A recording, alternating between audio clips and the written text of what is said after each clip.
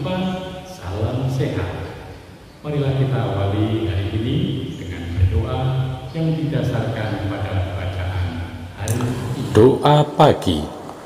Ketika ia melihat orang itu, tergeraklah hatinya oleh belas kasihan. Dalam nama Bapa dan Putra dan Roh Kudus. Amin. Bapa, Jemaat Galatia sebenarnya telah mengenal Tuhan Yesus melalui pemberitaan Injil. Namun seiring berjalannya waktu, fokus mereka beralih pada Injil palsu. Kondisi ini membuat Paulus marah, sekaligus heran mengapa jemaat Galatia lekas berbalik dari Kristus dan mengikuti Injil yang lain. Paulus merasa bertanggung jawab untuk menasihati mereka. Paulus berusaha mempertahankan keutuhan iman jemaat di Galilea, tetapi mereka tidak mau berbalik. Paulus sadar bahwa ia hanya manusia biasa yang penuh dengan kekurangan dan keterbatasan. Paulus menyerahkan keputusan penuh kepada jemaat Galatia karena nanti merekalah yang menanggung akibat atas keputusan apapun yang diambil. Injil palsu bekerja dengan sangat halus. Ia akan berusaha memanipulasi iman orang percaya agar lari dari anugerah keselamatan Yesus Kristus.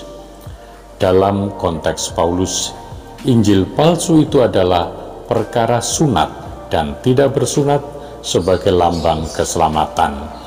Jemaat Galatia dibuat percaya bahwa tradisi keagamaan adalah sarana keselamatan. Bapa, 3 orang mempunyai kesibukan yang harus diselesaikan, yakni seorang imam, seorang Levi, dan seorang Samaria. Hanya orang Samaria yang Yesus sebut sebagai sesama manusia.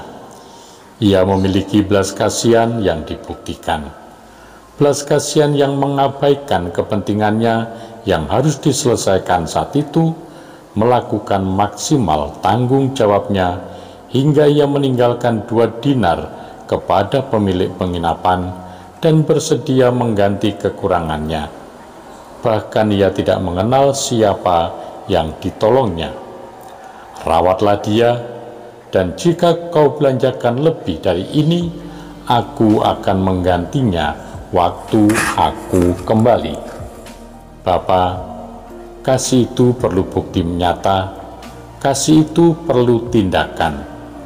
Berbagai alasan, kesibukan, kebutuhan yang menanti, enggan memikul tanggung jawab, takut dimanfaatkan, dan sebagainya menjadi alasan pembenaran kami untuk tidak membuktikan kasih. Kasih tidak bergantung kepada keadaan di luar kami, tapi kepada keputusan dalam diri kami. Pilihan ada di tangan kami. Roh Kudus pun tidak dapat memaksakan kami. Biarlah kami belajar membuktikan kasih kepada pasangan, orang terdekat, dan komunitas kami tanpa memedulikan keadaan dan respons mereka. Hati manusia adalah hati yang tergerak oleh kasih. Inilah naluri khas kemanusiaan kami. Karena itu, bantulah sesamamu dengan penuh kasih agar mereka bisa merasakan kealahan dan kemanusiaan dalam hidup ini. Bapa, kebaikan-Mu selalu menghidupi dan menyemangati kami. Janganlah kiranya kami sampai berhutang kepada sesama selain cinta dan belas kasih yang tulus dan ikhlas. Demi Yesus Kristus Putra-Mu, Tuhan kami, yang hidup dan berkuasa, kini dan selama-lamanya. Amin. Semoga saudari-saudara sekalian diberkati oleh Allah yang Maha Kuasa, Bapa dan Putra dan Roh Kudus. Amin.